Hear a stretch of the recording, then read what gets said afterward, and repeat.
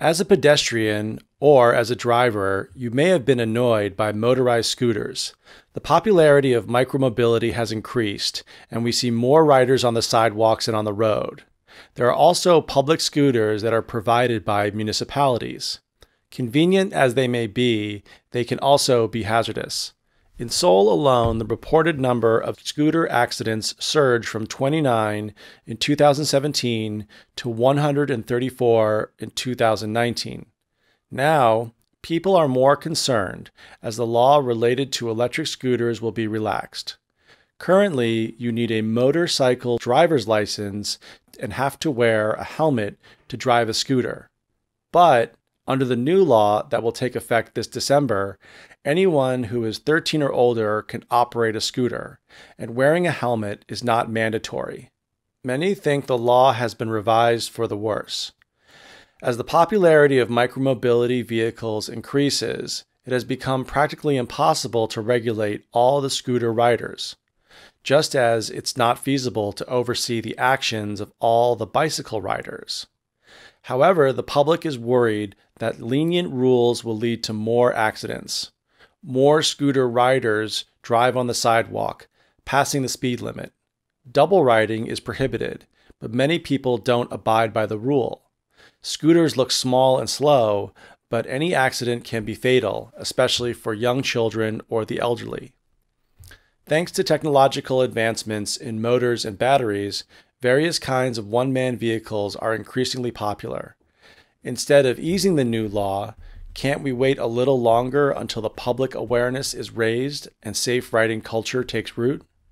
At least we need to install speed limiters and sensors that prevent double riding. Electric scooters have many benefits for people who use them. However, they pose a threat to users and endanger pedestrians. So in the article, the category of these scooters, or as kickboards call them in Korea, they're actually motorized scooters, but in English we just say electric scooters. That's one way of saying it. Now, Koreans like to say kickboard. A kickboard is the foam board you use in the pool while swimming. So you put your hands on the kickboard and you kick with your feet. So in Europe, they say kickboard scooter, not kickboard, but I would just try to remove kickboard from your vocabulary and just use scooter or electric scooter. Now, one more thing about scooter, a scooter can also be a motorized scooter, like a Vespa or the scooters that delivery men use. And a scooter is defined as something under 250 cc is the engine. That's a scooter. So we use scooters for non-electric, electric, and the motorized vehicles you see. In the second part, I said, however, they pose a threat to users and endanger pedestrians. If something poses a threat, that means something that is dangerous is present. So, for example, if you have a scooter going very fast down the street, that poses a threat to people's safety. But it can also be, for example, if you work in an office and they hire a new employee and the employee is working very hard, that might pose a threat to your promotion. So it could be physical, or it could be something else that could endanger your safety or your money or your job. E-scooters are cheap and a great way to get around town, but they have the potential to harm the riders and people who share the sidewalk with them. So in the first part, I said e-scooters. So when we talk about these electronic scooters, some people say electronic scooters, or to shorten it, e-scooter. And then I said they're a great way to get around town. To get around town is a phrase we use to move around a town or city.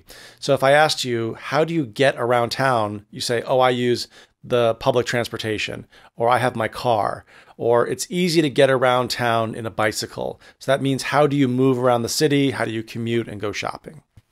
Many scooter riders are not following safety protocols and are also riding in tandem.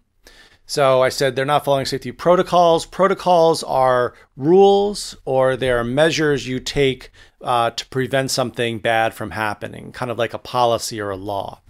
And finally, I said they're riding in tandem. So in tandem kind of means together, usually with two. So if you do like skydiving, the first time you have to do a tandem skydive with the instructor on your back. But if you're riding tandem, that means one person's on the front and one person's in the back, which is illegal. not wearing head protection, and double riding are some of the rules we see broken on the streets. So not wearing head protection, we say head protection, it's a helmet. For example, if you go to a construction site, you've got to wear head protection. But on a bike, you've got to wear a certain type of bicycle helmet. On a motorcycle, you have to wear a motorcycle helmet. But it all falls under head protection. It is popular opinion that regulations related to e-scooters should be lifted once speed governors are installed and riders follow safety measures. So I said the regulations need to be lifted. So if there's a law in place or a rule, and if it's lifted, that means the law is canceled or no longer exists.